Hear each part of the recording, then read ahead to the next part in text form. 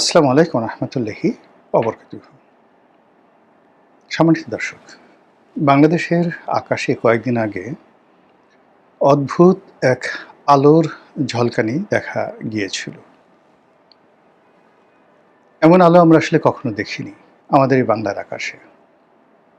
আলো দেখা গিয়েছে কক্সবাজার সমুদ্র সৈকত থেকে, আলো দেখা গিয়েছে খুলনা থেকে, বরিশাল থেকে এবং দেশের দক্ষিণাঞ্চল বিশেষ করে গোপালগঞ্জ থেকে। এই আলো কোত্থেকে এলো?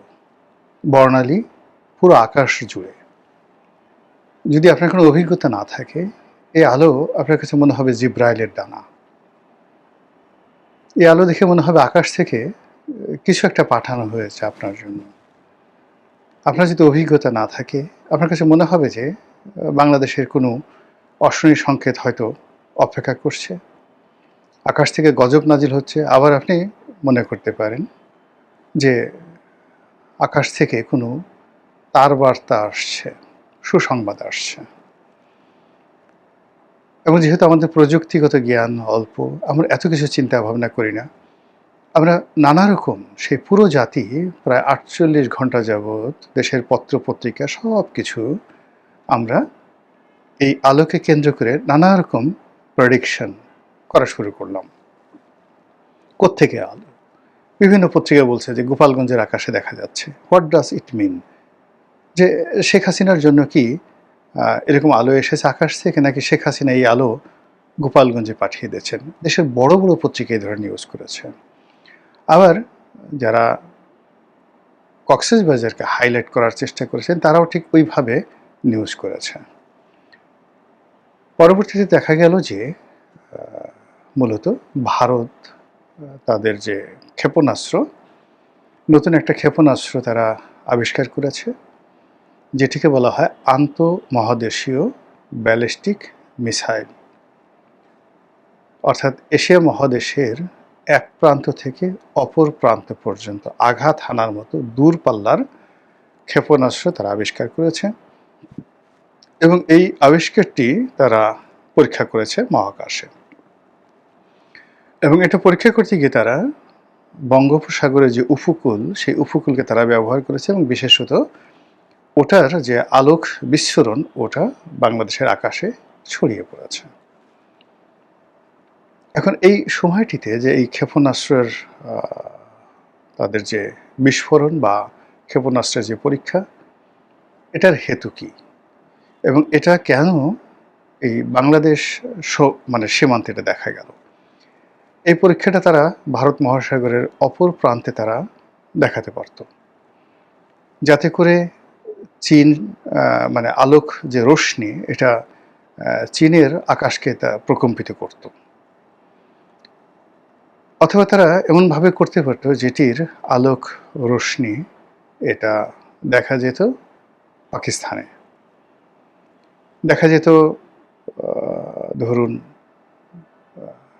ইন্দোনেশিয়াতে, মালাক্কা, অর্থাৎ তারা যদি সমুদ্রে করত, তাহলে ভারত মহাসাগরের এমন জায়গাতে করতো যে এটা পুরো মালাক্কা প্রণালী, অর্থাৎ ইন্দোনেশিয়া, মালয়েশিয়া, সিঙ্গাপুর, এই এলাকাতে একটা ভীতি ছড়িয়ে পড়তো বাংলাদেশের মতো করে।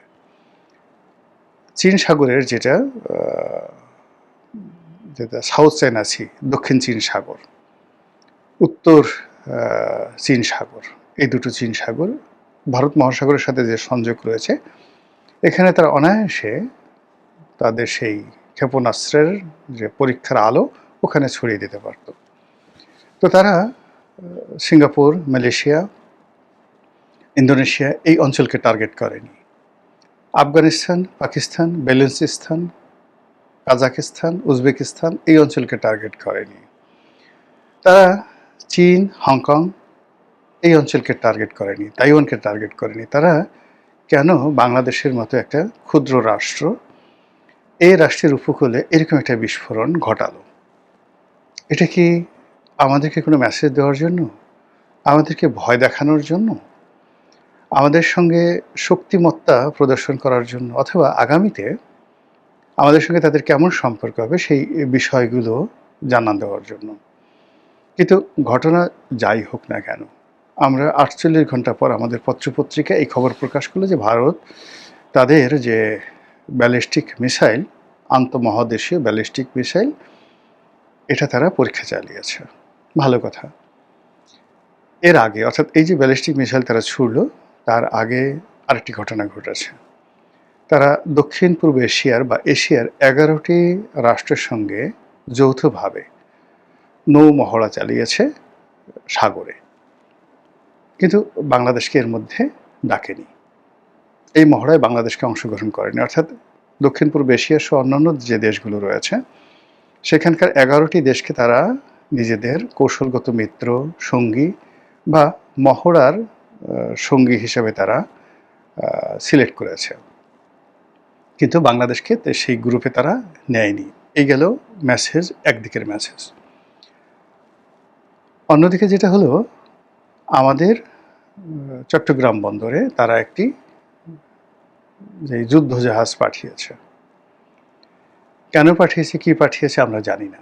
এটা কি বন্ধুত্বের নিদর্শন, নাকি এটা কোনো জিওলজিক্যাল সার্ভে, নাকি এটি কোনো থ্রেট, নাকি বাংলাদেশ নৌবাহিনীর সঙ্গে আলাদা করে ভারতীয় নৌবাহিনী কোনো মহড়া দেবে, আমরা কিচ্ছু জানিনি। তো আগে যদি আপনি চিন্তা করেন যে তারা যে যৌথ মহড়া করলো, সেখানে আমাদেরকে দাওয়াত করলো না, এরপর আবার আমাদের দেশে একটা নৌবাহিনীর জাহাজ তারা পাঠিয়ে দিল, এবং তাও চট্টগ্রাম বন্দরে।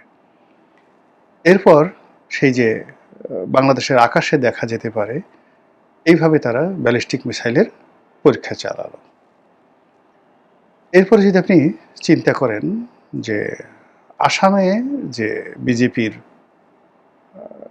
যিনি মুখ্যমন্ত্রী, তার বক্তব্য, আর পশ্চিমবঙ্গে শুভেন্দু যিনি মমতাকে হটিয়ে নতুন ক্ষমতায় এলেন, তাদের কথাবার্তা, সেই কথাবার্তার যে ধরন এবং প্রকৃতি, তাতে মনে হচ্ছে যে আমাদের সাথে ভারতের যে বিশাল সীমান্ত রয়েছে, হাজার হাজার কিলোমিটারের যে সীমান্ত রয়েছে, এই সীমান্তে অশান্তি কিলবিল কিলবিল করছে। আর এই অশান্তির মধ্যেই খবর দেখলাম, এটা গতকালের খবর, একটি সীমান্তে তারা দুজন বাংলাদেশিকে গুলি করে মেরে ফেলেছে ভারতীয় বিএসএফ, এবং তারা গর্ব করে বুক ফেলিয়ে বলছে তারা কি কারণে এই গুলি চালিয়েছে। যখন বিএনপি ক্ষমতায় এলো, আমরা বেশ আশ্বস্ত হয়েছিলাম। এর কারণ হলো, বাংলাদেশে যিনি রাষ্ট্রদূত ছিলেন প্রণয় ভার্মা, ইউনূস জামানাতে তার সে কি দাপট, কাউকে পাত্তা দিতেন না, করতেন না, পায়ের উপর পা তুলে বসতেন। তারপরে তার আগে আওয়ামী লীগ জমানাতে তো যিনি বাংলাদেশের রাষ্ট্রদূত ছিলেন, বলতে গেলে মনে হতো তিনি দেশটি চালাচ্ছেন, তিনি সেই ভারত সরকারের ভাইসর, এরকম একটা ভাবসাব ছিল। তো যখন নতুন সরকার ক্ষমতায় এলো, তখন প্রণয় ভার্মা যিনি রয়েছেন, তিনি বিভিন্ন মন্ত্রীদের সঙ্গে দেখা করলেন, পররাষ্ট্রমন্ত্রীর সঙ্গে দেখা করলেন, তারপর স্বরাষ্ট্রমন্ত্রীর সঙ্গে দেখা করলেন, এবং স্বরাষ্ট্রমন্ত্রীর সঙ্গে সালাউদ্দিন সাহেবের সঙ্গে যখন দেখা করলেন, তিনি বেশ কাছুমাছু হয়ে বসেছিলেন। আর পত্রিকা যেটা হেডলাইন এলো যে স্বরাষ্ট্রমন্ত্রী বলেছেন যে সীমান্তে যেন অতীতের মতো কোনো ঘটনা না ঘটে। আমরা তো গর্বে একেবারে অস্থির যে এইরকম বীর, এরকম সাহসী, এরকম যাকে বলা হয়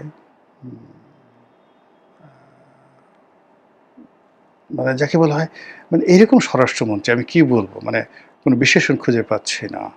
ব্যতিক্রমধর্মী একজন স্বরাষ্ট্রমন্ত্রী, যিনি ইতিহাসে প্রথম ভারতীয় রাষ্ট্রদূতকে নির্দেশনা দিলেন যে আমি যেন আর ভবিষ্যতে এরকম কোনো ঘটনা সীমান্তে না দেখি। তা আমরা সবাই হৈ হৈ করে বলে উঠলাম যে না, এইবার এটা বাঘের বাচ্চা, এবার একটা বাপের বেটা মন্ত্রণালয়ের দায়িত্ব পেয়েছে, এখন আর ভারতে এই কর্ম করতে সাহস পাবে না। কিন্তু এই গত কয়েক দিনে সীমান্তে যে সকল ঘটনা ঘটছে, একটার পর একটা ঘটনা ঘটছে, এটি কোনো অবস্থাতেই সরকারের জন্য, আমাদের জন্য স্বস্তিদায়ক নয়। আপনারা যারা পররাষ্ট্র মন্ত্রণালয়ের খবরাখবর জানেন, তারা জানেন যে পররাষ্ট্রমন্ত্রী তিনি দিল্লি সফরে গেছেন, এবং সেখান থেকে আসলে কার্যত খালি হাতে ফিরেছেন। তারপর দিল্লি থেকে ফিরে তিনি আবার বেজিং সফরে গিয়েছেন, আবার বেজিং থেকে ফিরে তিনি আমেরিকাতে গিয়েছেন। ফলে পররাষ্ট্র মন্ত্রণালয়ে যে কি হচ্ছে, আমাদের পররাষ্ট্র নীতির যে গতি, এটি কোন দিকে? ভারত এই মুহূর্তে আমাদের সঙ্গে কি করছে? আমেরিকা আমাদেরকে এই মুহূর্তে কিভাবে ট্রিট করছে? বা বেইজিং বাংলাদেশের ব্যাপারে কি সিদ্ধান্ত নিয়েছে? এই সমস্ত বিষয় নিয়ে যখন আমরা চিন্তিত, ঠিক সেই সময় পাকিস্তানের যিনি আ স্বরাষ্ট্রমন্ত্রী, নজিরবিহীনভাবে তিনি বাংলাদেশে এলেন। পাকিস্তানের স্বরাষ্ট্রমন্ত্রীর সঙ্গে আমাদের কোনো কাজ নেই, বরং বাণিজ্য মন্ত্রীর সঙ্গে কাজ থাকতে পারে, অর্থমন্ত্রীর সঙ্গে কাজ থাকতে পারে, পররাষ্ট্রমন্ত্রীর সঙ্গে কাজ থাকতে পারে, কিন্তু স্বরাষ্ট্রমন্ত্রীর সঙ্গে আমাদের কি কাজ পাকিস্তানের? তিনি এলেন, আর তিনি এসে যে চুক্তি করলেন সেটি হলো চোরাচালান বন্ধ, মাদক পাকিস্তানের সাথে বাংলাদেশের সাথে যেন মাদক বিনিময় না হয়। তো এখন পাকিস্তানের সঙ্গে আমরা কীভাবে মাদক বিনিময় করব, কি করব?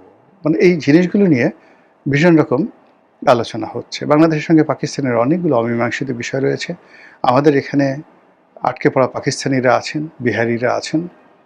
আবার ওখানেও লক্ষ লক্ষ বাঙালি আটকা পড়ে আছেন পাকিস্তানে। এর বাইরে আমরা যখন ১৯৭১ সনে আলাদা হয়ে গেলাম, তখন আমাদের যে প্রাপ্য ছিল তাদের কাছে অনেক টাকা পাওনা ছিল ওই আমলে। এটা সম্ভবত তখন $৮ বিলিয়ন ছিল, যেটি এখন বাড়তে বাড়তে সুদে আসলে বর্তমান জমানাতে এটি 200 বিলিয়ন, ২০০ বিলিয়ন মার্কিন ডলারে পরিণত হয়েছে আমাদের হিস্সা, যেটি পাকিস্তান কোনো কথা বলছে না, বা পাকিস্তান এখন বিক্রি করলে $২০০ বিলিয়ন হবে না। তো এই সকল বিষয় নিয়ে আলাপ নাই, আলোচনা নাই, কিন্তু পাকিস্তানের সঙ্গে আমাদের সমঝোতার স্মারক হচ্ছে। আর এসব ঘটনার মধ্যেই আকাশে সেই ক্ষেপণাস্ত্রের আলো দেখা যাচ্ছে। এটা কি অশনি সংকেত, নাকি কোনো মঙ্গলের বার্তা? এই আলো কি আমাদেরকে আলোকিত করবে, নাকি এই আলো আমাদেরকে অন্ধকারের দিকে নিয়ে যাবে? সেটাই দেখার বিষয়। মহান আল্লাহ আমাদের সবাইকে হেদায়েত দান করুন এবং হেফাজত করুন। আসসালামু আলাইকুম ওয়া রাহমাতুল্লাহি ওয়া বারাকাতুহু।